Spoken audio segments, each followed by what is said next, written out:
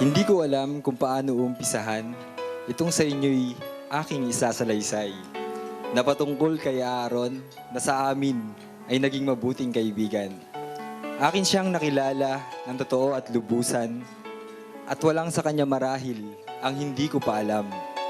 Kaya't aking masasabi sa lahat na ang amang Diyos lubos siyang nagabayan. Lumaki, nag-iisip at hinubog ng pamilyang sa Diyos nananahan. Sinubok ng madaming problema at muntik nang mawalan ng saysay. Subalit hindi siya bumigay at sa Diyos humingi ng tibay upang lahat ay mapaglabanan at sa huli ay makamit ang tagumpay. What's next? Sa amay maagang naulila, kaya't kanyang ina umasa at naniwala na siyang tatayong padre de pamilya. Dito kami nagduda at sa tingin namin ay di niya makakaya. Pagkat hindi pa ganun kabuo, pananaw at direksyon na nais niya, hanggang dumating ang panahon na ang obligasyon at ang lahat sa amin ay napatunayan niya. Ang lahat sa amin ay di makapaniwala na si Aaron ay ganito na at narating ang pangarap niya. Pagkat di namin dati nakita, determinasyon niyang makapit ang ngayon ay nasa kanya.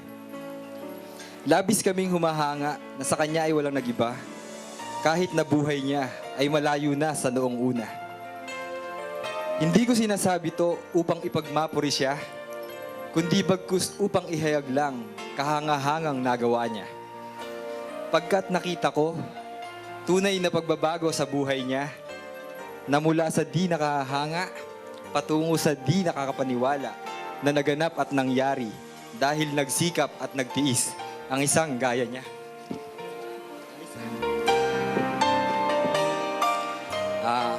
Pagkakaroon ng magandang buhay ay kanya nang natikman. Ngunit pilit pa din niyang sinasabi na sa kanya ay may kulang. Ay tagal na din niyang hinahanap kukumpleto sa kanyang buhay. Kaya abot ang dalangin niyang nawa sa kanya ito na ay bigay. Hindi naman nagtagal at mukhang sa amang Diyos siya ay may kalakasan, pagkat gumawa ito ng paraan upang makilala na babaeng sa kanya'y inilaan. Walang sinasayang na sandali, kundi bagkus lalong pinag-igihan ang bawat mga hakbang upang tuluyan nang iharap sa Diyos, babaeng kanyang inaasam. Tunay na si Vanji na ang babaeng kay tagal niyang hinintay, lalo pat ito'y napabilang na sa pananampalatayang kanyang kinaaniban. Kaya naman handang-handa na siya na magsumikap at sa ibang bansa maghanap buhay upang sa kanyang pagbalik, ang lahat ay mauwi na sa pinakahihintay niyang kasal. Tandang-tanda ko pa salitang sa kanyang ina ay binitawan, na di ko rin inakala na ito'y kanyang makakayanan.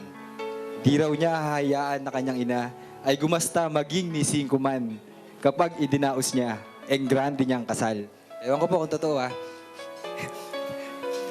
Umalis pansamantala upang simulan ng tuparin mga ninanais niya. Baon ng lungkot at tiisin pagkat malalayo sila sa isa't isa. Ngunit nangakong pansamantala lang at di magtatagal ay babalik kasama ng mga pangako niya na hindi masisira anuman daw ang mangyari sa kanyang pag-uwi, sila'y magiging isa. Ako'y halos di makapaniwala nang sabihin niyang siya'y pauwi na.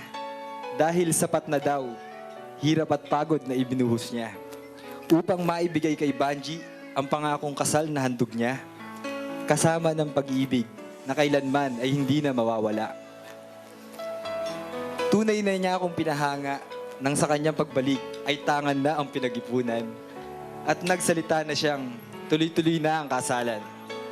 Walang sino man daw ang sa kanya'y makahahadlang upang di pa maganap, inaasam na bagong yugto ng kanyang buhay. Bumabati at ngayon ay saksi tayong lahat sa pagiging isa ni Aaron at Vanji sa harap ng tao at ng Diyos. Bumabati at nangagagalak na pag-iibigan nyo ay sa kasal iginapos. Pagkat ito'y isang gawang banal na may pangakong pag-iibigan na di matatapos, dahil ang pag-ibig na mula sa Diyos, kailanman ay hindi nauubos. Bilang panghuli na sa inyo'y aking isasalita, nais kong iwanan isa sa talata na aking nabasa. Ang pagkakaroon daw ng mabuting asawa ay biyayang galing sa Kanya. Kaya nawa ay ingatan at pakamahalin nyo ang handog na biyaya ng ating Ama dahil hindi lahat ay nabibiyayaan ng pag-iibigang mula sa Kanya. Thank you.